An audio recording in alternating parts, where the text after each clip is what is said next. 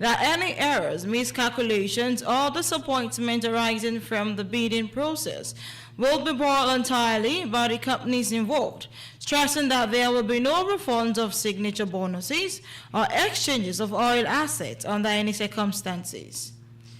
The warning was issued by the Minister of State for Petroleum Resources, Anekin Lokobiri, at the 2025 Nigerian Upstream Petroleum Regulatory Commission pre-bid conference held in Lagos on Wednesday.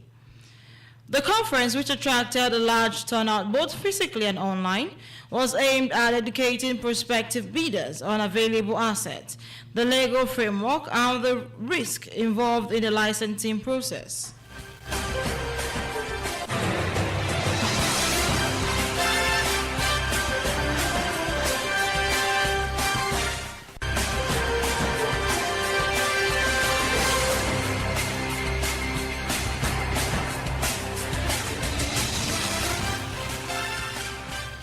The Academic Staff Union of Universities reached an agreement with the federal government of Nigeria 16 years after the last agreement was signed. The 2009 agreement was due for renegotiation in 2012, which was after 3 years, but it dragged on for this long due to poverty of sincerity in the government on the renegotiation. The 2025 renegotiation agreement is the outcome of a prolonged renegotiation process initiated in 2017 to review the 2009 federal government ASU agreement to revitalize Nigeria's university system. It can be recalled that the struggle for the renegotiation led to the formation of Wale Babalakin's renegotiation committee in 2017 by the previous government. Then the same government inaugurated Mondale Jubrin's renegotiation committee in 2021. This was followed by the inauguration of another renegotiation committee in 2022 that was chaired by Nimis Briggs. The struggle from 2017 to 2022 could not produce a collective bargaining agreement.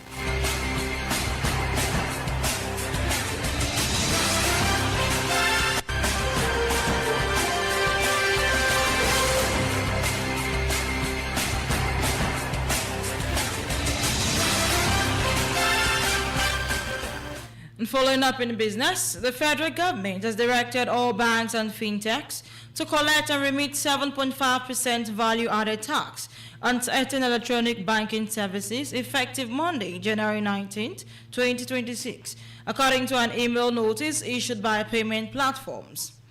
The VAT will apply to electronic banking charges, including mobile money transfers, USSD transaction fees, and card issuance fees, according to an email notice on Wednesday shared with customers by Monopoint.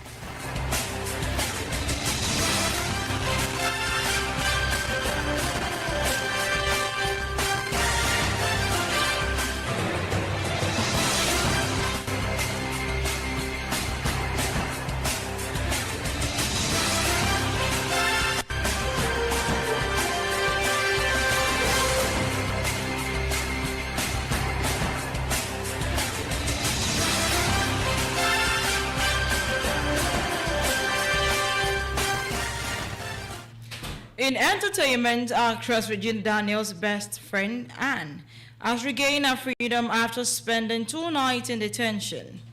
Anne reportedly regained her freedom on Wednesday evening after the case was adjourned to March 5, 2026. Regina Daniels' elder brother, Sammy, who made this known on his Instagram story on Wednesday, before her release, disclosed that Anne was taken to court without access to a legal representative.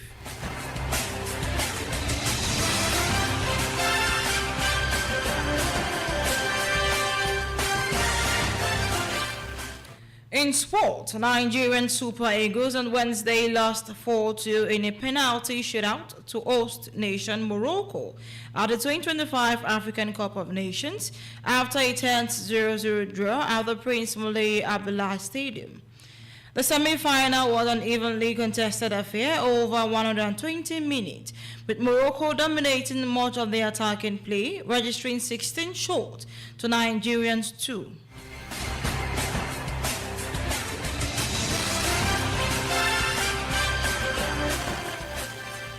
And finally, on the foreign scene, U.S. President Donald Trump said today that Iran has no plan for executions amid fears for the fate of a detained anti-government protester.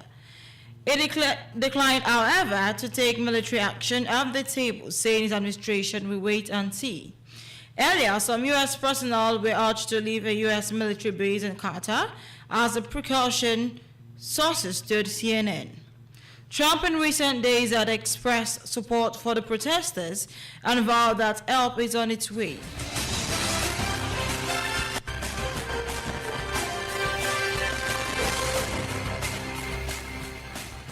Meanwhile, the United States announced on Wednesday that it is suspending the processing of immigrant visas from 75 countries. President Donald Trump's latest move restricting entry for foreigners seeking to live in America. A State Department spokesperson said the State Department is pausing immigrant visa processing for 75 countries.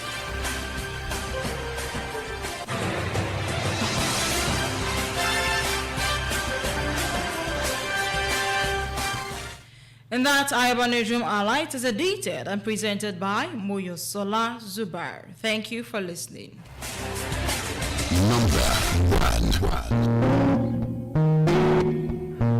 There is something magical about those two words. For you to be number one radio station, you've got to be number one in the reading book of your listener. The number one station they can rely on for up-to-date news, sport news, maximum entertainment.